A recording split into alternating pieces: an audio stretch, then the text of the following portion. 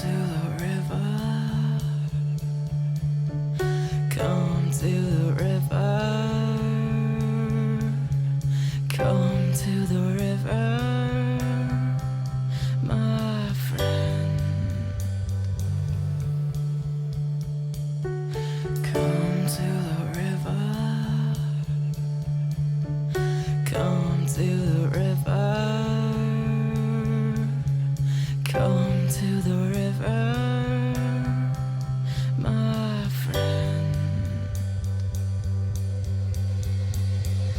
Come to the river. Come to the river. I remember my grandfather fishing over by the Kenwood Park where the train is now. And during the war, when we couldn't get meat, he often would fish, catching bullheads, catfish. And almost every week we would have good fish from the river, and it was fit to eat. My father had a boat and kept it over at the boat dock. They called it at Ole Overfelt's. And we did a lot of fishing. We'd set limb lines, and it was exciting because you'd go around the curve and see a line going up and down. You knew you had a fish.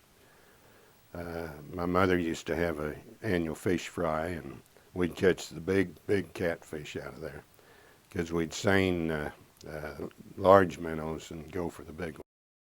My dad liked to fish. He was gone a lot, and so he would take me over to the river and do some fishing just when he got off work. And I just remember being down there and quiet, and fishing was good. I don't remember going there that we didn't catch some catfish and to have them for dinner. I mean, it was a really nice place to be. Irv Rickless, who was the park superintendent, lived with our family. And Irv loved to go to the park with Ole Overfelt, and often at night they would go fishing and take the motorboat. And my dad was quite a fisherman, and he loved catfish. And the Smoky Hill River, believe it or not, at one time, was actually a fountain of groceries for a lot of people, because when you threw a hook in, you usually got a fish. Dad would come back with beautiful catfish, and he would give them to his friends. Sometimes in the wintertime, if we wanted to fish, we'd go down north of the Elm Street Bridge, because the water was always open down there, because KPNL's power plant was about 2 blocks away, and when they back flushed the boilers, of course the water would be warm, and that's where the water went. They pumped it into the river at that time. So the water was open most of the winter. I think we had longer winters when the river was flowing because it used to ice over. And they would build bonfires along the riverbank and ice skate. And that was a lot of fun, in addition to ice fishing. We would go skating on the river, and the park department would have a supervisor who would build a bonfire, and we could roast marshmallows or wieners there and just have a wonderful, wonderful time. I ice skated on the river when I was a little girl. In the early 1940s, my father would take me on my sled down by the Mulberry Street Bridge. My father would take me down to the river, and we would take a sled and slide around on the river. Lots of people would be there. It'd be very active at that time. It was lots of fun. People could rent boats, they could rent canoes, they could rent motor or rowboats. And sometimes on Sunday afternoon, there was people skiing on there, believe it or not. But you had to be a little careful. Sometimes they'd, I don't think any ever hit anybody, but it was close a few times. So we just loved boats, and so we would, first we had a canoe, and we went over there with that, and then later on we had a boat with a small, well, you had a limit of the size of the motors over there. On a Sunday, on a nice Sunday, and they'd have people lined up waiting to get on the river with the boats. On Sunday afternoons, my father had an outboard motor. We would rent a boat and take the motor and go down the river that was a real thrill because oftentimes at that age we had never been in a boat. Kayaks were the great things in those days. We didn't have boats. As young men, we made our own boats. And we discovered a lot of the hidden spots that the automobiles could not reach. And we saw a lot of the Smoky Hill River. And those spots, of course, are still there, and they'll always be there for the kids of Salina to explore. We used to slip away from a football practice. That was when we practiced over at Kenwood Park. And we rigged up a swing up on a big tree limb, and we'd play Tarzan, swing out on that and dive or jump in the river. But everybody used to picnic along the, in the parks over there in the summer months. And there was a lot of activity going on over there. And we learned to take kidney and for cat food, because it would hold up all day. You could use it all day. And you take a string and tie it around the kidney and then just drop it down in the water, and you'd have a big crawdad real quick. There were the blue claws were the big ones, and the green claws were the smaller ones, and the red claws were the best ones for fish bait.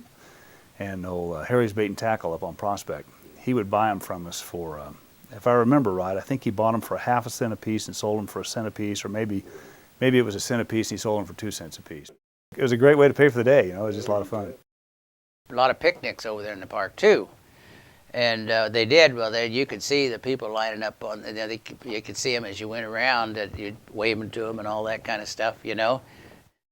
I would head off with some of the other kids in the neighborhood to the river about a mile away. But in those days, it was a vast and uncharted wilderness to our minds, populated by cannibals and pirates. We made jungle forts out of whatever was available, and even tried to gather a couple of rafts to float down the river on to explore the uncharted and dark regions of the unknown reaches of the river. When the day was over, we would walk back home tired and exhausted, but immeasurably happy from our hours spent on the river. I don't remember the exact year, but the movie Picnic was filmed here. Along the river were several scenes, and most of them over by the dam, by the Iron Avenue Bridge. And we watched William Holden and Kim Novak dance. That was pretty exciting. The river was the main attraction when I was growing up, when I was a kid. There wasn't TV, there wasn't anything really for people to do. And so they made the entertainment around the river, and it attracted people, and it was really didn't cost anything. People use the river as an outlet for tough times. I mean, I understand why they put the cutoff channel in. I remember when I was a kid and we would go to the grocery store, went over to Ashton's, and before the cutoff channel was in, and it rained a bunch, and people were really keeping track of how high the water was getting. And it was really close, apparently, because everybody was worried, and it was talking, and it was raining. And the 51 flood was still, when we first got here, the marks on the buildings from the 51 flood were downtown. So it was a pretty big deal.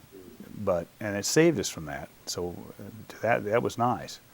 But it was unfortunate that we had to lose what we lost. Yeah, I remember the flood that you could have went swimming on South Santa Fe in the 400 block, because we lived at 450 South Santa Fe. And it's important that we do have a way to protect us from flooding, because I can remember when you could not get up to Marymount School if it was flooding, because the water was high enough up around Oakdale School there on Iron. So I knew that they needed to do something, but I didn't want them to destroy the river. And they said, oh, no, we won't do that. We will make it so that the river will continue to go through its normal channel except for times of flooding. They built this town on the river, and then we lost the river. And when I came back into town, one of the first stops that I made was to the park to look at the river. And I can't describe how sad it was to see that river in that condition. I think everybody knows that after you go down and look at it, what it is, it's pretty bad. You know, you go through the park and such for it and see there's hardly any flow, but how much trash and stuff it is. And it really has just got to be almost a cesspool is what it boils down to. And I think something needs to be done. The cleanup work that the committee has done to date has helped some, but we know that we need to dredge it. We know that it needs to have water flowing through it. And we know if that occurs, that there would be the opportunity for walking paths, sitting areas, bicycling perhaps. And it's very picturesque to have a flowing river coming by where you are in the park. I think it'd be a definite addition to Salina if we could restore the river at least partially to what it was before the flood control project. It'd be nice to have an area where you could have some boats that went up the river, boat rental in the summertime on Saturdays and Sundays, you know. What is really tragic is that it was such a wonderful place to be, and it could be again. I see the river in the future as being cleaned up all the way from Billburg Park, all the way around to where it re-enters into the original river bed, with all the brush cleaned out, with it dredged back to its original contour. So the way it is now, it's just simply undeveloped and therefore unfulfilled, and has become sort of a city dump in some areas. And we really need to take advantage of the resource that we have and make it sing for the community. I think we would be thrilled if we did that. It's a beautiful site. It would be a great project that would help downtown Salina and the community as a whole. I think that we need to have a river coming through Salina that's beautiful, that we can be proud of instead of what we have presently. Everybody makes their own activity with their own river. That river belongs to everybody in Salina. I think my generation was somewhat responsible for messing up the river. And I hope that maybe my generation will have some influence in taking care of it. I know that probably in my lifetime it will all be done, but I'm hoping that we can get this started so that we can feel that we've contributed to getting the river back like we wanted it to be and like it used to be, somewhat like it used to be anyway. Knowing full well that it would be good for the community. But it has a high price tag, and every decade that we let pass, the price tag goes up. That's the way, that's life, and we need to deal with it now. Come to the river. Come to the river. Come to the river, my friend. Yeah, yeah. Come to the river. Come to the river. Come to the river,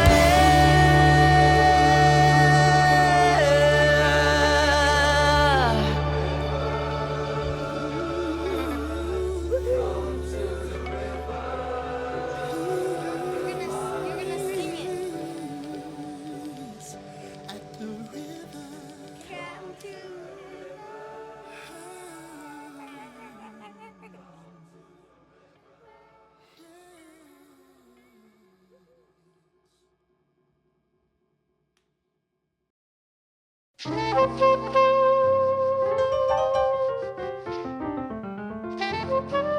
The Smoky Hill River begins in eastern Colorado and flows 560 miles nearly across Kansas to the confluence of the Republican River at Junction City, where it becomes the Kansas River. But how did the name originate? From the smoky appearance of morning and evening haze? Was it from a grove of cottonwood trees seen from a distance? Or perhaps it was from fires set by Native Americans to renew the grass? The history of the Smoky Hill River in Salina, Kansas is really a tale of two rivers. Shown in red is the course of the original river in 1858 when settlers arrived. To give you a perspective, here's the new soccer complex. This is Red Fox Lane. Here is Oxbow Park, and this area is Lakewood Park. After enduring numerous destructive floods, the city began building a flood control system in the 1950s. The blue line represents how the river flows today after channelization was completed in 1961. In the early days, the river provided new towns like Salina water power to run saw and grist mills. In 1870, two were predominant here, an upper mill and a lower mill. Here, the upper mill, owned by the Gower brothers, was located south of the present-day Indian Rock Park. The Gowers produce flour with colorful names like the Pride of Salina and Prairie Flour. In 1874, the lower mill, or Western Star Mill, just north of Iron Avenue, increased the height of their dam, causing the water level to rise and affecting the operation of the upper mill. Western Star Mill purchased the lower mill and closed it down. The upper mill location did become a popular place to gather and have picnics. The area is now the site of Bill Burke Park. The river was important not only to the commercial development of the city, but also to its social life. It brought people together for recreation and camaraderie. In 1881, Saline County purchased 45 acres and a bend in the Smoky Hill to develop a site for the county fair. There were many buildings for fair use, a large racetrack, and places for picnics and entertainment. This aerial view of the park 100 years ago also shows the two touring boats that gave people rides, the old Upper Mill site and then back to the Iron Street Landing. The Belle of Salina was a small 16 by 32 foot steamboat that held 50 passengers and had a 7-horsepower engine. It first plied the waters of the Smoky Hill in June of 1876 and continued for several summers thereafter. The Coyote came along around 1819. It was a 37-foot craft that got its name from the Kansas Wesleyan football team. The operator of this pleasure boat was a fellow named Ole Overfelt, who knew every twist of the river and gave his passengers memorable rides. Ole also operated a boat dock that was crouched under the 4th Street footbridge of the west side of Oakdale from 1935 to 1967, where the Salina Journal is now. This popular place rented motorboats and rowboats that went up and down the river for years. Some tell stories of police issuing speeding tickets to motorboat operators. But Oakdale Park wasn't the only site along the river that provided recreation. Swimming in the river was once a favored pastime. This weathered concrete structure with all the limbs is the old hot water dam near the present-day Riverside Park.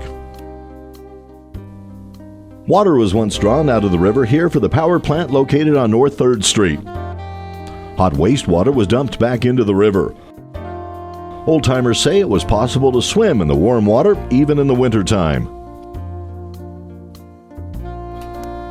Once the Pittman Sand Company, Lakewood Park is Salina's largest nature and discovery park. It also serves as a reservoir for overflow water. This plot of land was granted in the 1860s to the widow of Seneca Chief Big Fire in the Woods, who served in the War of 1812. The old Lower Mill Dam still exists along Founders Park by the Salina Community Theater. In 1955, the dam and the waterfalls provided the setting for the love scenes between William Holden and Kim Novak in the movie Picnic. One problem in developing a town along the river is how to get from one side to the other and then back again. Settlers and travelers used a rocky ford near Riverside Park. When the river rose, however, they crossed on a ferry made of planks from a washed-out military bridge. Alexander and Christina Campbell operated the free ferry where today's Iron Avenue Bridge crosses. This plaque commemorates the location at Founders Park. As the city matured and grew, substantial footbridges and bridges for wagons, buggies, and then for automobiles were built. Pictured is the Mulberry Street entrance to Oakdale Park. This bridge spanned the Smoky in the early 1900s. This is the modern-day Mulberry Street crossing, used daily by park enthusiasts and every year in June by thousands of Smoky Hill River Festival goers. This image from the 1950s shows the west side of Oakdale Park looking north. Notice the old walk bridge with the overfelt boat dock barely showing on the left. This is the same site today looking north. The boat dock is only a memory now, but you can see a new brown walk bridge in the distance. This bridge, now a National Historical Structure, was originally located on North Ohio Street. When Ohio was widened in the 1950s, it was relocated to the south entrance of Lakewood Park. A few years ago, the old bridge was again relocated back on North Ohio and serves as a pedestrian bridge to Lakewood Middle School and for the future Smoky Hill River Trail. A major problem in living next to a river is the danger of perennial flooding. Salina's had its share. From 1903 to 1951, the city experienced 6 major floods. This scene on Iron Street looking east was taken of the 1903 flood. 3 days of heavy rains at the end of May kept all waterways at flood stage for over a week. The 1915 flood damaged the original Claflin Hall built in 1900 in Oakdale Park. During this flood, the Ohio Street Bridge was severely damaged when one bank of the river gave way. The next extensive flood occurred in 1938. In this aerial photo, you'll notice that the Smoky Hill River as it appeared in its original state. If you look close, you can see the old Upper Mill location in the north end of the present-day Bill Burke Park. In early June 1938, muddy waters covered 2 square miles of Salina's east side. Water is backed up here to the downtown area at the corner of Elm and Santa Fe Street looking north. This is that same location today, with the 3 brick buildings on the right still intact. The light poles are gone, but traffic lights have been added. The next major flooding in Salina took place in both September and October of 1941. On September 6th, lightning struck and ignited the second and recently finished Claflin Hall. A lake of fire around the building kept firemen from saving it. As bad as the 1941 floods were, the one that occurred in the summer of 1951 was worse. By June's end, the area had caught more rainfall than it had received in any year previous. On the evening of July 10th, rain began to fall and continued throughout the next day. City officials warned people to expect another flood, and Dry Creek in the west part was rampaging. North Salina wasn't spared either. Floodwater was up to the doors of these buildings. By July 11th, evacuation of Salina residents began in earnest. Every available boat was pressed into service. An estimated 1,800 Salinans left their homes. When floodwaters receded, the destruction became evident. This is the tangled wreckage of the Elm Street Bridge after the onslaught of water and driftwood. This became Salina's most devastating flood. Following the 1951 flood, serious work began on implementing safeguards to prevent further harm to the city. The current flood control system was finished in 1961, and no major flooding from the Smoky Hill River has occurred since. A modern view of the falls and the flood channel with its normal flow on the east side of Indian Rock Park, showing the concrete water intake structure for the city. For years, this system has proved invaluable during wet years like 1993 when flooding again threatened the community. But every change brings new problems to light.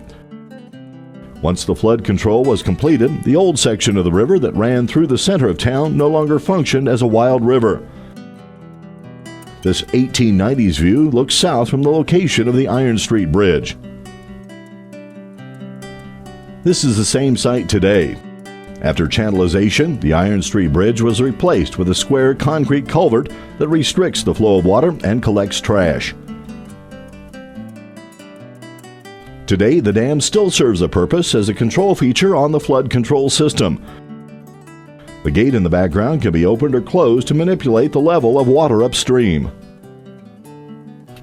With the limited flow of water and the lack of occasional flooding to flush the river, the original river channel fills with silt and collects debris. Today, the old channel is basically an open drainage ditch with the surface runoff in the center part of town. Another problem faces us today. It was reported in 1868 that a large herd of buffalo came upon the Smoky Hill River and drank the river dry. Could that really happen? Was it just a tall tale?